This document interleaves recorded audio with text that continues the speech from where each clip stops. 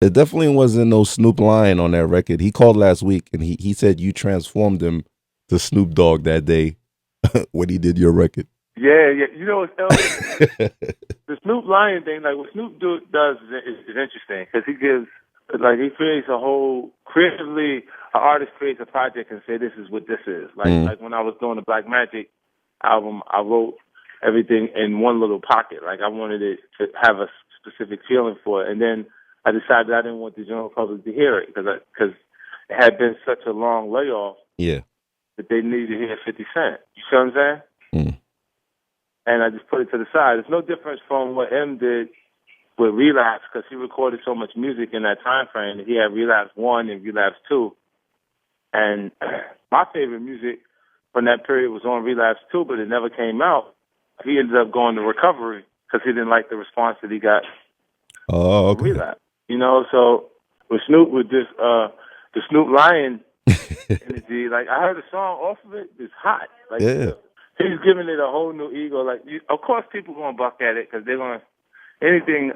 People are afraid to change, Mm-hmm. for you to do something different. And he's extreme, giving it a whole new name, Snoop Lion. They go, wow, like what is this gonna be? You Yeah. know what I'm saying? Like, because they sure Snoop Dogg, they just not sure that they're gonna get what they want from Snoop Lion. I like from what I heard, they should be anticipating it. I mean, you already know what you're gonna get from a Snoop Lion album. Yeah, but I mean, look at 90% of what's going on in the culture has those things. Like not the actual singles, but the actual records that they would consider the hardcore music. Mm. If there's not a weed reference in it, they're talking about a Molly. Yeah, I was talking about that last week. Why is this? I even asked Snoop about that. Like this phenomenon. Like you don't do drugs, but I mean, isn't it crazy? Like I mean, do you have to talk about that, Fifth, in the You next know couple what? records? I think it's a part of like things like music is like fashion, it recycles itself. Mm. So we went back to our bell bottom phase. You know, it's hippies, like where the kids just want to get high and have fun. Slim fitting jeans and crazy colors. And, well, yeah, the skinny jean, it was the reverse though. Instead of the bell bottom, it was the skinny jean. But that guy that was wearing them is like a hipster. He's a hippie. At the end of the day, you know what I'm saying? Like, you got that kind of talent. I don't think Snoop has to prove that he's talented. Yeah. You know what I'm saying? Like, so you should expect that it's actually going to be up to standard. Like, he's not going to put out no garbage. And major distribution, a lot of people were shocked that you threw Jeezy on there. What made you do that decision? Because I heard the version with just Snoop. That was overdue. It was overdue that we actually made a record together at some point, and it was like, it's one of those things, like, we almost did it twice. Twice we almost did it, like, that was music that was passed back and forth, and they just weren't the easiest collaborations. This record right here is in a vein where both of us fit with no problem. You know what I'm saying? And that was a no-brainer for him, man. Oh, he loves it, man. He definitely went. He was in his zone on the record, too. You can hear it. See, a hit record is a marriage between lyrical content and hit production.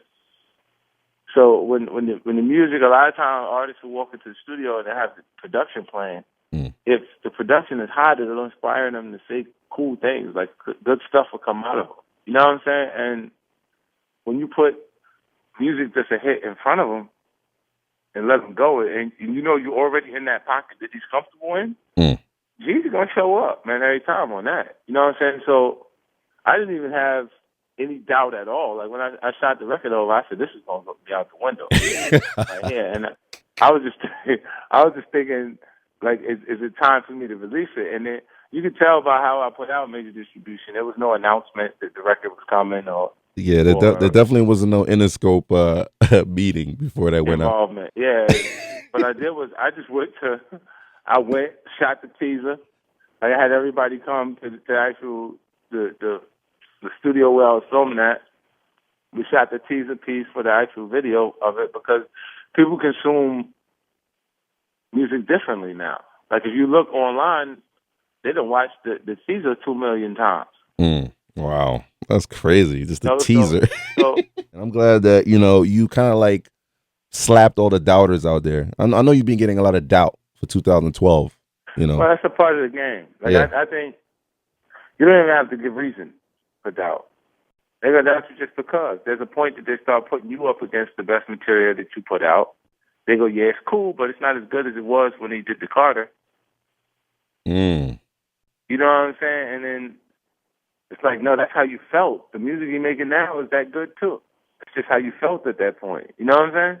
But do you go crazy when you hear like, you know, like Pop the Molly, I'm Sweating, woo, like all these records and these are hits and you're not that kind of guy, but you got to see what's out there and what's popping. Popping crazy is popping. No, it's popping, but I'm just saying, like in your mindset, I mean, how are you gonna relate to what these kids are listening to, man? I understand it. You see the humor, you see the energy that's on the record. Like when you look at that record, the video was more important than the song. Yeah, the visuals. Yeah, what's his name? Trinidad? Yeah, Trinidad James. Yep. Yeah, his video was really important. That was important because it was like it felt like you was looking at, nah, this ain't real. That's like you know what I'm saying? And it was a risky choice because it was. I mean, it's him being an artist, but it was definitely a risky choice because we don't know who Trinidad James is. So for the very first time, you come out looking like that, you go, is this nigga really like look like that? What are you doing?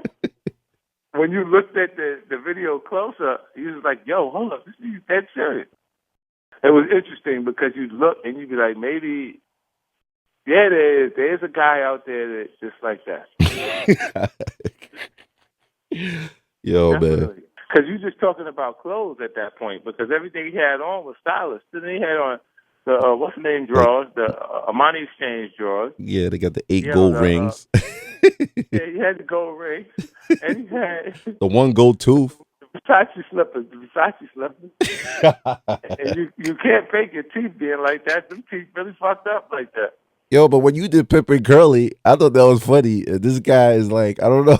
I don't know, man. He's a real Pimp and Curly. And may I add, a lot of people wish that would come back, but you know, whatever. Do you have a due date for your album with Street King Immortal? Is it because it's the 10-year anniversary? It's the 26th. Oh wow, February. Okay. My album came out 10 years ago in February, so this one will hopefully impact as strong as Get Rich or Die Trying and be the new wave.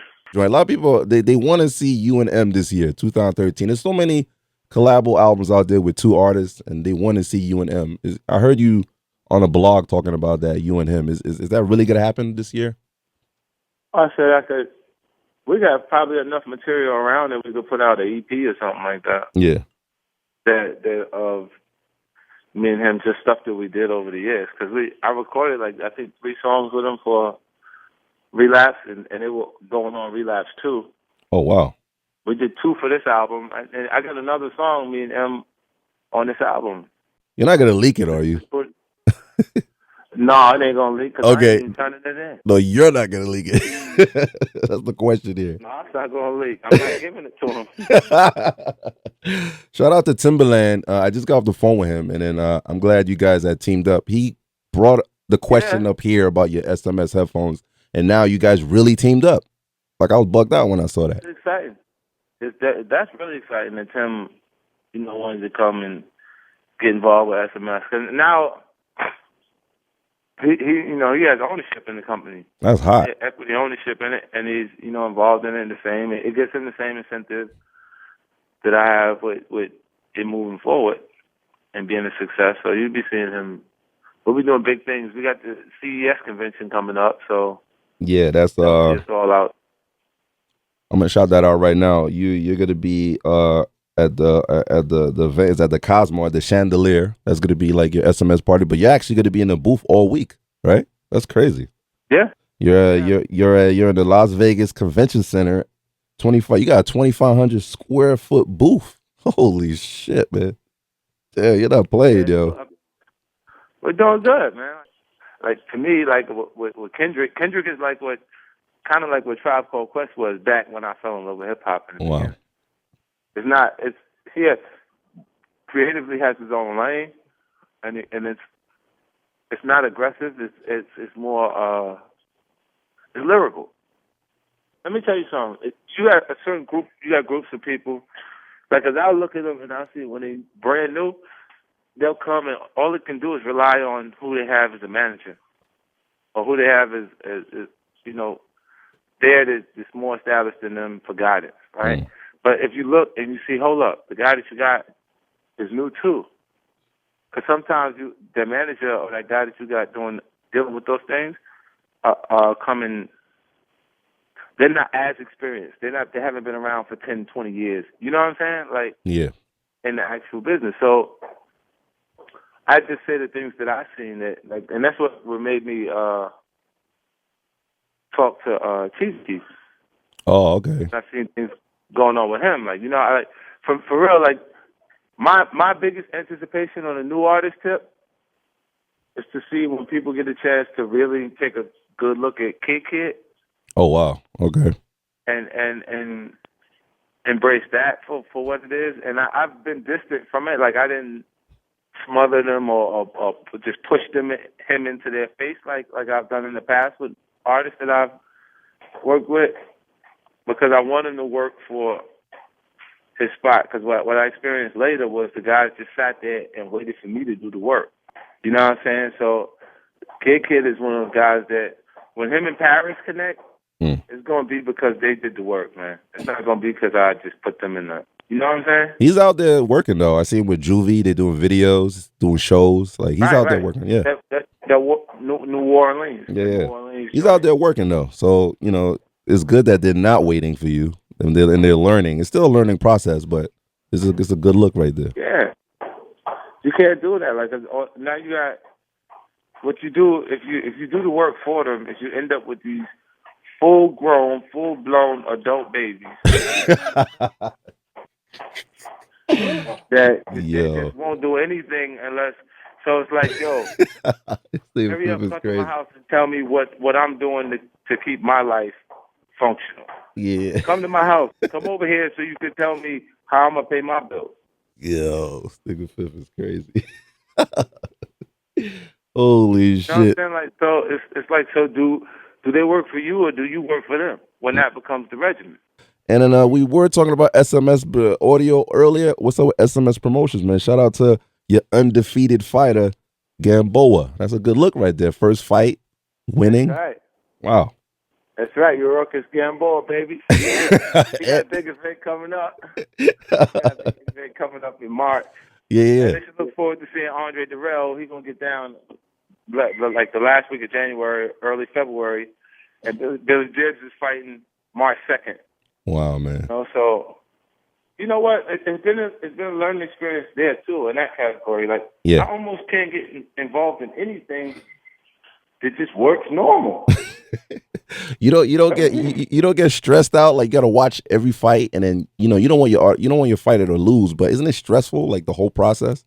No, it's not actually. When you got fighters like Gamboa and Durrell, you know, they like these guys are in Durrell's weight class. He's obviously, if not the top fighter, he's in the top 3. Trust me. Wow. He has some differences, you know, with in the Super 6 tournament. He hasn't even been defeated. He's been cheated once. And those actual differences, you know, it shifts where he has to actually make some changes with things. And obviously associating himself with me and working with me is a big part of that change. You know, we'll get right to it. Like, when you get more guys that you have conversations with, like trying to make the actual matchup with them, that change their mind once they realize who the opponent is. And they go, nah, we don't got to take that right now. Why would we take that? You know what I'm saying? Like you kind of got to be a mandatory defense for you to get the champion to fight. There's one guy that loves you like crazy, and his name is Mike Tyson, and he told me that there's a boxing, I don't know, Illuminati that might come at you. What is that about? Is that true? Well, the old regime don't like nothing new involved. Okay. You know, so as much as, you know, I don't care. I know that. You know what I'm saying? I don't care what you talking about. Like, they didn't want me in the music business. Yeah. Yeah, Yep. I don't know. I haven't been anywhere for the first time, and people were excited to see me. Yeah. Every time I come, after a while, they get excited.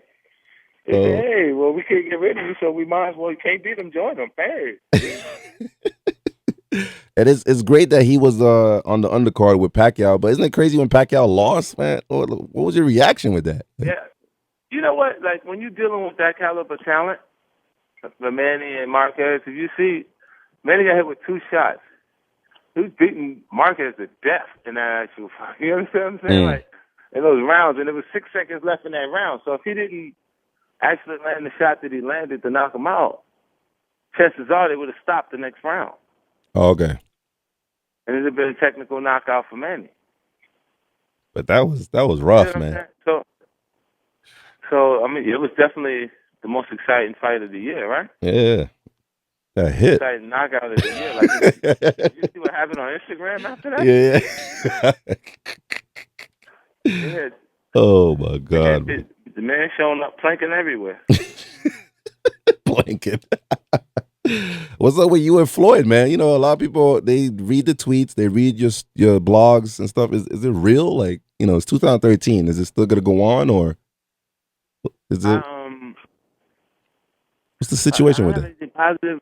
I don't have anything positive or negative to say about that. Oh, okay. It is what it is. You know what I mean? Like, And I'm sure this50.com will have all the updates on that. oh yeah. Let me shout out. You are doing a book signing at Barnes and Nobles this Monday from 7 p.m. to 9 p.m. and you have your workout book is coming out, which is another one of your money making joints right here. Formula 50, the 6-week workout. I mean, it's perfect. It's coming out now because you know the New Year's resolution is to try to get the six pack and lose weight, and this is a perfect timing. And they could get a chance to see everything that I've acquired over the years because I've paid for nutritionists. You've seen it yourself, and personal trainers travel with us and to kind of teach me the stuff that was necessary for me to, you know, fluctuate physically at times. Like when I dropped the 50 pounds for the that movie was serious. All things fall apart. Yeah. And I really didn't have 50 pounds to lose when I lost that weight. You know what I'm saying? Yeah, I know, man. I was like in pure shock when I saw that. But in this book, are you releasing the secrets you've learned to look the way you look? Because, you know, there's a lot of regular people out there. Yeah, like and I actually talk about, you know, just the things that the motivation. Oh, okay. So it's a mind thing. Yeah, because it's completely mental. The entire process is. To go back into that situation, man.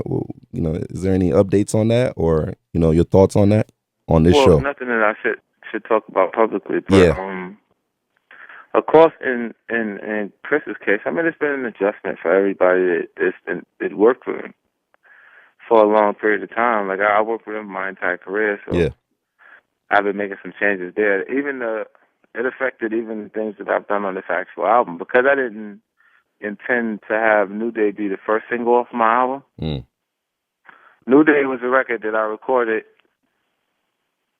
that was originally produced for Dre's Detox, and it sat around for so long. Like they had sent it to Alicia sent it back with the chorus on it, and then because they sat on it for so long, you know, Swiss was like, man, this is a hit, man. So he went and he reproduced the record. Yeah, that's crazy. He reproduced the record, did the whole thing over, the whole record over, and put it out with, you know, just Alicia on the record. Oh, wow. Serious? Oh, shit. Yeah, and as that happened, the fire alarm went off, and everybody was like, oh, we got to put out, like, they wanted to put out my version so they wouldn't lose the opportunity to use it. Oh, okay. And I was like, oh, whatever. Go ahead. You know what I'm saying? So we put it out, but the timing made it less of a hit than it would have been. You know what I'm saying? Yeah. That's crazy, though. It just dropped out there like that. And, I mean, it was, not to take anything from it, but it just wasn't. Imagine if New Day was coming right now after you've heard My Life and made the distribution. Oh, yeah, you're right. Damn. You feel what I'm saying? Like, so that's what I'm looking at. Like, and it ended up falling out as the first record that you heard instead of the third record. And then when Chris dying, at that point there was so much going on. I was dealing so much that I never went to shoot the music video for A New Day. That's nuts, man. We never shot it, so we didn't do anything to really support that record, being the first record, because I just went back to the drawing board. I said, hold up, let me just do it the way I intended to do it instead of following through with, like the false launch, continuing the false launch. Wow. Man, this is the first time I've heard this too, man. That's crazy. Yeah, so I mean, it's all good. Like I think when people get a chance to hear the full body of work, they go, wow, like he really put his back in it, like he really worked on this. Even like I put musical interludes on this actual album instead of a whole lot of talking and stuff like that. Because I made so much music, I just want to kind of get it out, like get it off my chest. There's a lot of thing going on out there with the N-word, man. It was this Django movie. How many times you said the N-word on your album? Oh, they got a count? I don't know. That's what they do now? Yeah. Sit there and count how many times you heard the word. And then, look, the Django movie, I went to see it at the premiere of the action film before it came out. And my take on it is it was done in the fucking time where the word was slavery. But the guy that had issues with you, Spike Lee, is going at Jamie Foxx now. So, well, I mean, I guess he's just upset, man. Sometimes you wake up on the wrong side of the bed, and you already got an attitude. So you see some shit. You woke up on the wrong side of the bed, saw the fucking movie out there, said Django, and then with Quentin Tarantino. Come on, man. How many times did they say nigga? And got mad as a motherfucker, man. Spike gonna kill somebody. Oh my God. They gotta relax him and let him watch the game, man. Let him watch the Knicks. And shout out to Kim Kardashian. You want to congratulate for 2013, a new baby, man. New baby for the year, man. Yeah, congratulations. Yeah, baby. Wow. How much money do you think that baby's gonna be worth? Huh? How much money do you think the baby's gonna be worth? Like the love child. I don't know. I think children are priceless. Okay. All right. Yeah, I mean, ask. How much is your kid worth? I don't know. Probably like 10 G's. I don't know, 15, something like that. Right? Stupid. Yeah, I'm fucking with you, man. Let me have him then. You can have him, man. $10,000 for. I'll show you him. 50 cents, man. I'll take him. I want a baby. Yeah.